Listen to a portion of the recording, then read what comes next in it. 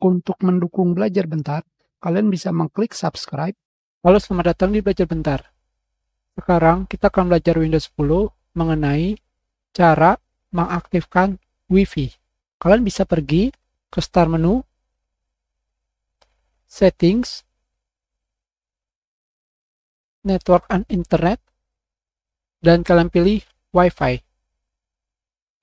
Di sini, kalian bisa mengaktifkan Wi-Fi dengan menekan tombol toggle dari off ke on seperti ini, dan kalian pilih Show Available Network, perlihatkan jaringan yang tersedia.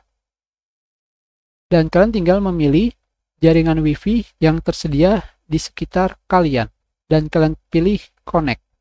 Dan kalian tinggal memasukkan password Wi-Fi kalian. Hanya seperti itu saja. Untuk mematikannya, kalian tinggal memilih off. Kalian juga bisa mengaktifkan koneksi Wi-Fi secara otomatis dengan menggunakan Turn Wi-Fi Back On.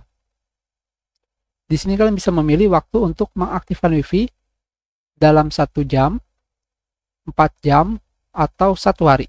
Tentunya jika manual, kalian harus menghidupkannya secara manual. Tentunya yang paling mudah dalam mengaktifkan Wi-Fi adalah kalian pergi ke ikon internet atau network di sini dan kalian klik tombol Wi-Fi seperti ini. Dan kalian klik kembali untuk mematikannya. Tentunya di sini kan juga bisa memilih untuk menghidupkan koneksi Wi-Fi secara otomatis. Seperti sebelumnya, kalian bisa memilih Wi-Fi akan dihidupkan pada 1 jam, 4 jam, atau 1 hari. Tentunya, kalian bisa pergi ke halaman pengaturan Wi-Fi